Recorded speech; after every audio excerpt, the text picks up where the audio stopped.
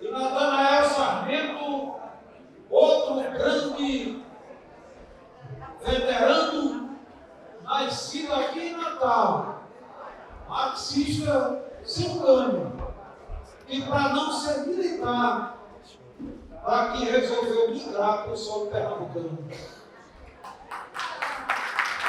Agora, inclusive, eu fui lá para Recife. Escritor, advogado, professor, pesquisador, sindicalista, docente. Do PCB condutor e um dirigente exemplar da Unidade Popular, da qual foi o fundador. Sobre as ideias políticas, escreveu a trajetória puxando desde as cavernas da humanidade a memória e as ideias atuais que nas redes sociais vão construir a história. 20 livros publicados aqui e no exterior, porém sempre defendendo do esquerdismo o valor, lutando com otimismo para que o socialismo seja o fim condutor. Sobre os direitos humanos, é outro ardoroso fã, em prol do esquerdismo, luta todo dia, igual Titã, ao dormir, uma luta sonha, e em nova luta se enfronha, logo que rompe amanhã. Esse é Natanael Sarmento. Mas eu vou chamar Samara Martins. Tem que ter uma palavra de ordem focada.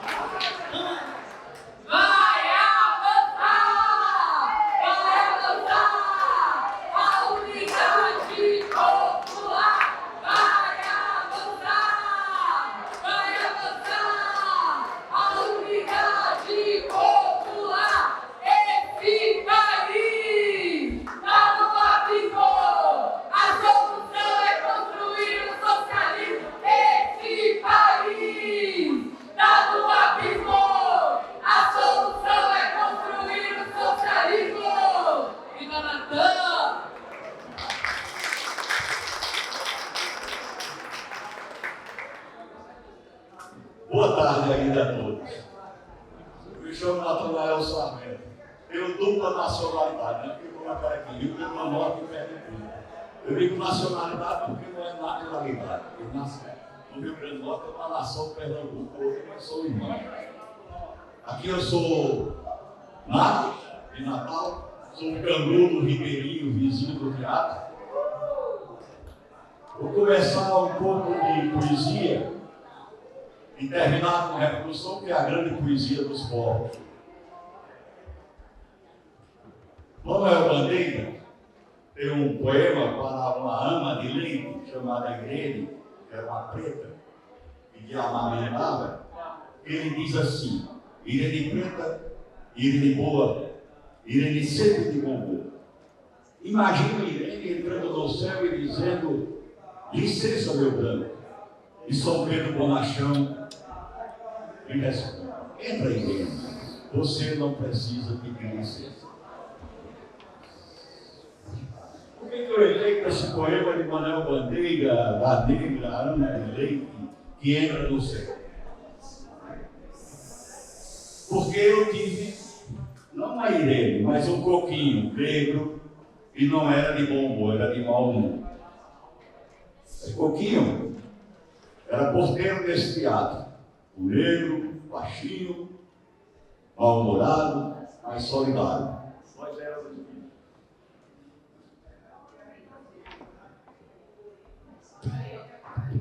Nós éramos canguros, e tinha os charéus que moravam na cidade alta, os cangureiros na cidade baixa.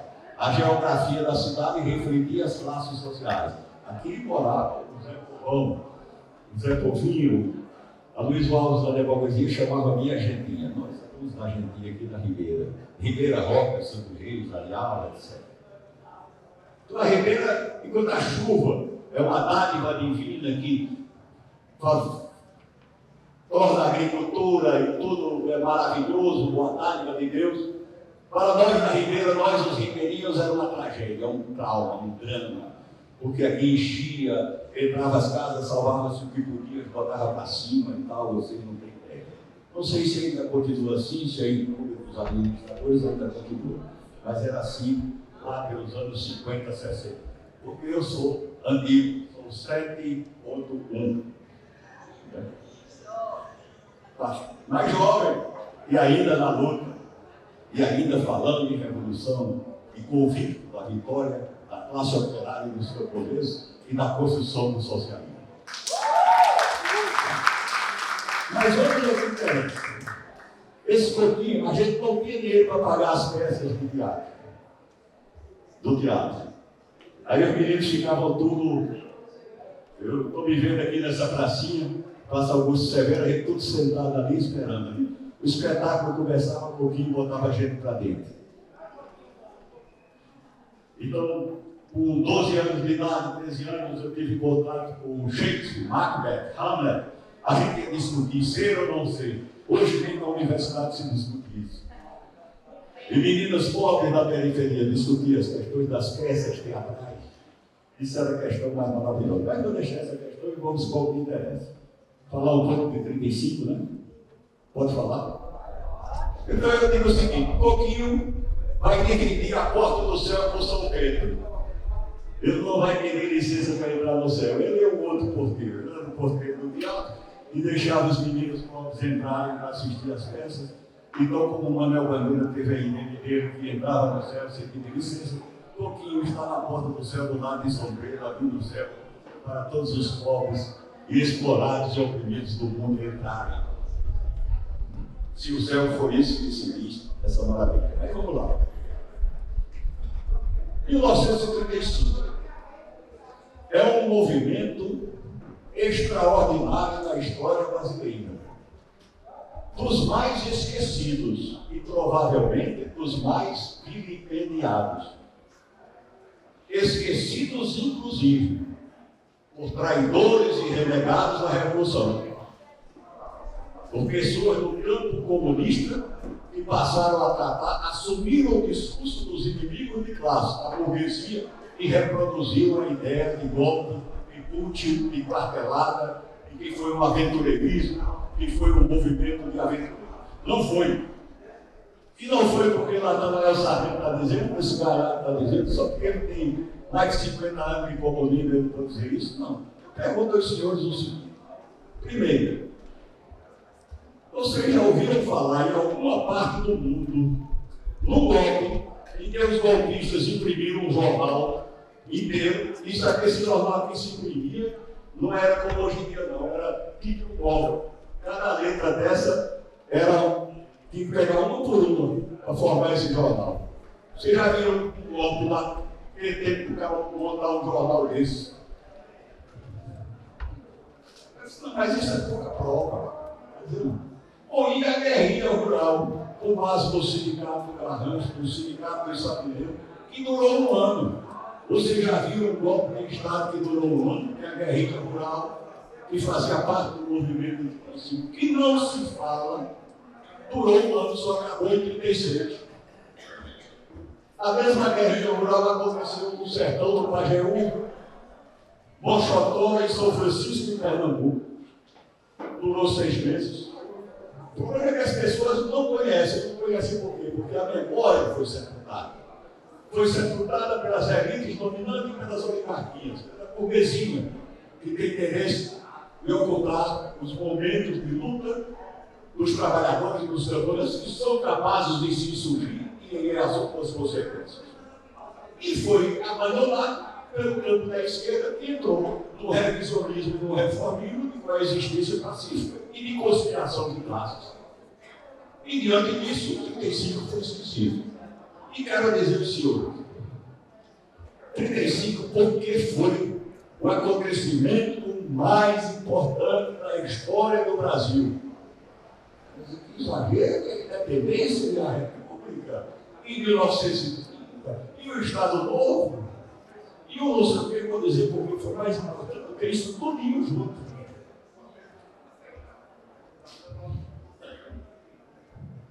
Foi um movimento revolucionário e orgânico de classes exploradas e oprimidas que tentaram tomar o poder nacionalmente.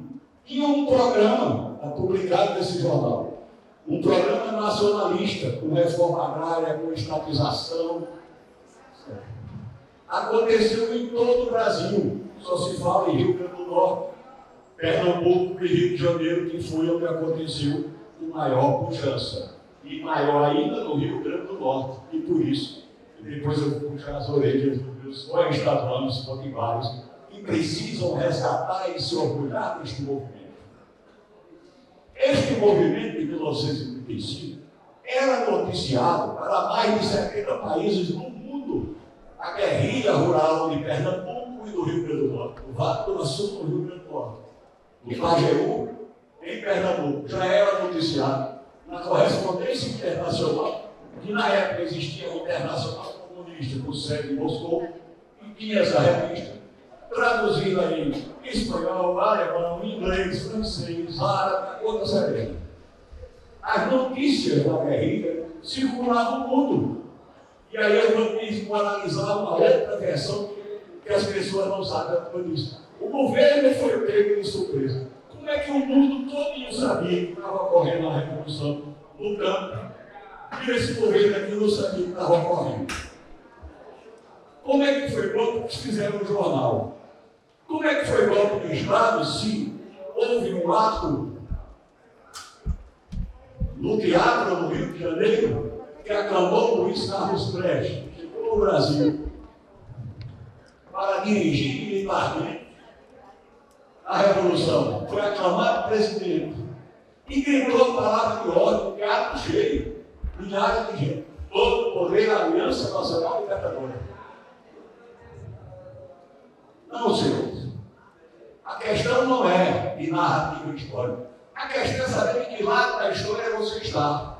Se você está na história da oligarquia, da burguesia, das categorias econômicas poderosas, ou se você está do lado do povo, dos camponeses pobres, dos trabalhadores, dos operários. Porque se você tiver a perspectiva dos trabalhadores, e não apenas nominalmente, mas radical e ideologicamente, defendendo a posição dos trabalhadores, você tem que profundizar, aprofundar, radicalizar e dizer: foi um movimento orgânico que teve apoio da Internacional Comunista. A seção sul-americana da Internacional Comunista se deslocou de Buenos Aires para o Brasil, o Birô Sul-Americano. Então era um movimento orgânico, com ligação internacional, com uma frente política, que era a Aliança Nacional Libertadora. Tinha não comunistas, mas patriotas e nacionalistas. E um partido comunista, que na época era revolucionário, não tinha só foice e martelo de gracinha. E foi as últimas consequências com que foram criadas as condições para a revolução. No contexto histórico dos anos 30, que era uma época, um contexto histórico de avanço das lutas pelo socialismo. E onde é que ele, no Rio Grande do Norte, onde é que vai puxar?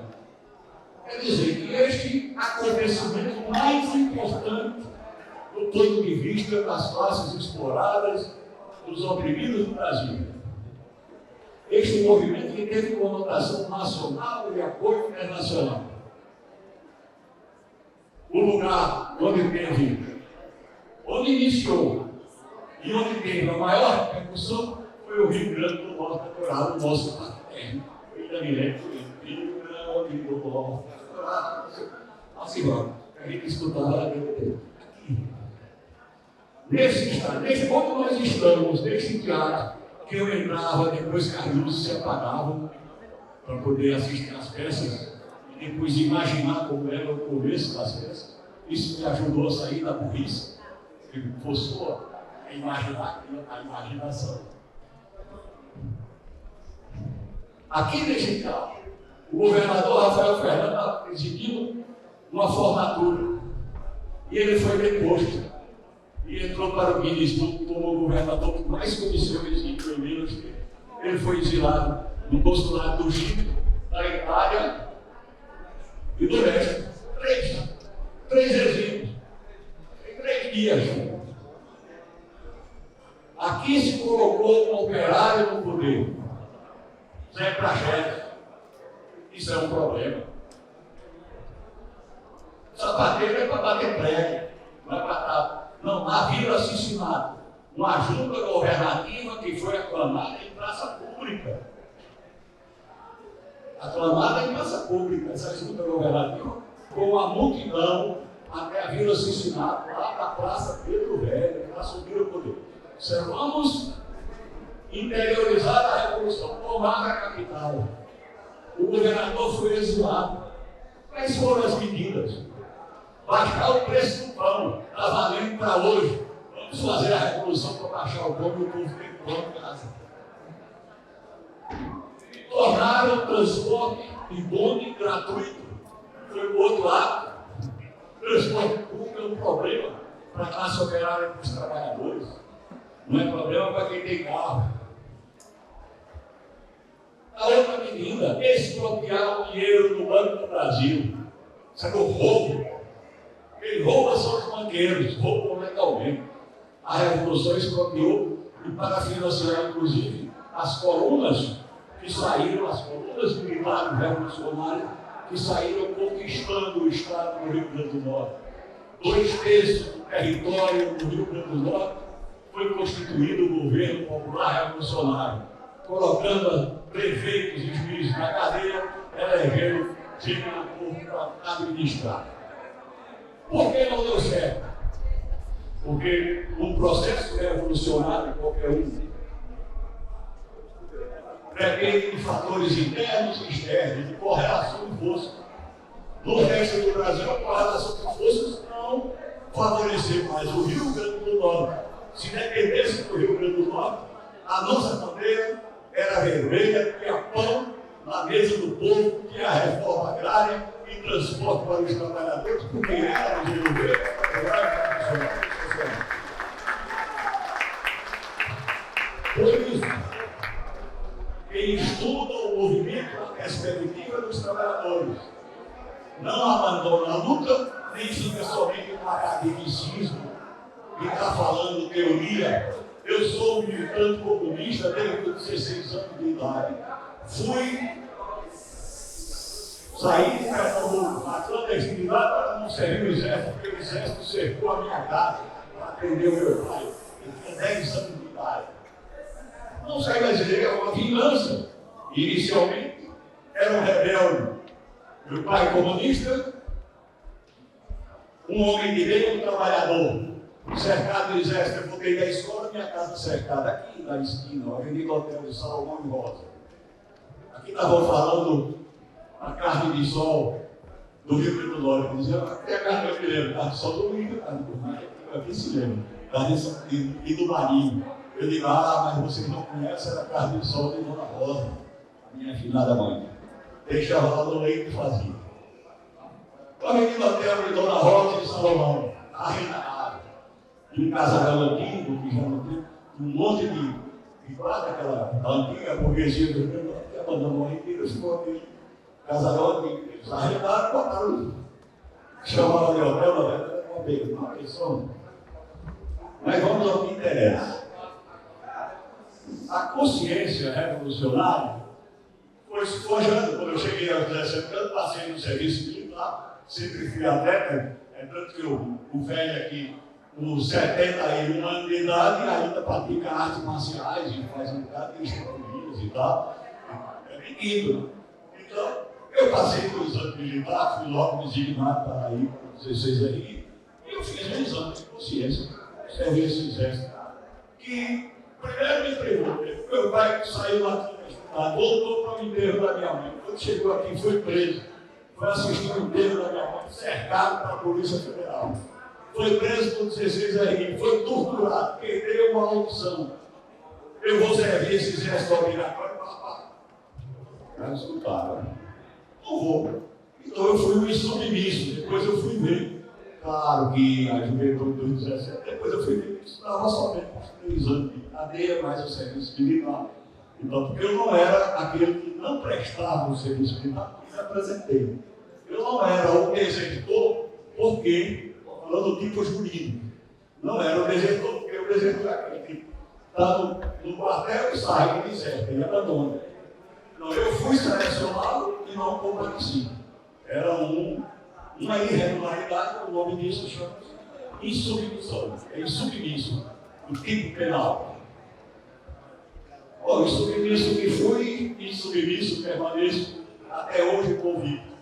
Então eu digo o seguinte: os ideais da Aliança Nacional Libertadora, vou concluir, os potiguares têm que resgatar essa história. Natal e o Rio Grande do Norte tem que resgatar a história de 35. Esse é um acontecimento do qual nós devemos nos orgulhar. Dizendo, olha, nós fizemos a nossa parte, se o resto do Brasil não fez, foi problema dele. Não fomos derrotados, porque os continuadores da luta de 35 estão aí, essa meninada aí. Tem uma meninada. Quando a gente diz, o comunismo morreu, a União Soviética se acabou, isso é tudo que a burguesia quer, tem muita gente que ignora essa história. Não é o que eu vejo. Não é o que eu vejo. O comunismo e o socialismo não podem acabar, senão quando o capitalismo se acabar, quando as classes se acabarem, quando a exploração do homem pelo homem se acabar, quando existir uma sociedade socialista, uma sociedade comunista. Aí ele pode se acabar. Desaparece essa história. Mas enquanto existirem classes, enquanto existirem exploradores e explorados, pode ser que em dados momentos a luta de classes apareça muito difícil, a avanço do fascismo. Ai meu Deus, o fascismo está crescendo, a direita está crescendo. É um fato, mas as contradições não desapareceram, nem as convicções dos verdadeiros revolucionários e sua disposição de lutar pelo socialismo. Então eu vou aceitar este prêmio não como um prêmio de um militante comunista ou de um escritor que tem aí. Eu tenho 2 livros publicados sobre o 35. O terceiro, eu disse brincando, uma piada certo conteúdo machista, mas vou contar. Eu digo assim, mais ou menos como aquele camarada que levou chifre, mas não se desligou do grande amor. Não consegue viver, nem consegue voltar. Porque a ideia inicial era fazer uma trilogia. A Revolução em Natal, a Revolução em Pernambuco, a Revolução no Rio de Janeiro. E completar uma tetralogia com a Revolução nos demais estados do Brasil. Parou no segundo. Por quê? Quando eu escrevo lá umas 80 páginas, apareceu um problema na minha pesquisa. Um velho companheiro, que como eu entrei jovem no segundo volume, esse segundo volume parece que é 2017, depois disso saíram mais alguns livros. Tem um outro livro que está no prelo, esse que está no prelo para correção. Já tem outro que eu comecei o Rio de Janeiro, eu voltei.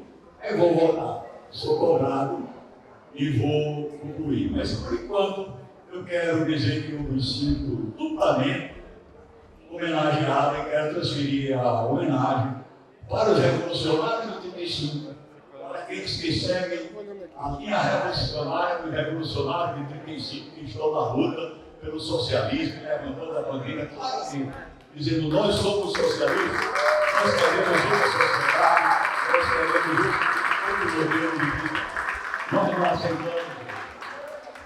Para eles eu dedico esse prêmio, mas como aquele menino canguru que se apavorava com os dilúvios das chuvas na ribeira e que ao mesmo tempo se cantava com o pôr do sol e pode agir poeticamente, né? Belíssimo, muito emocionado por estar aqui nesse teatro recebendo essa homenagem ao lado dos meus co-estaduantes, dos meus camaradas. Muito obrigado, o prêmio não é meu, é de todos. Mas eu vou fazer o seguinte, volta me chama para o pé aqui. Cacá, termina aí em grande estilo, né? Pessoal,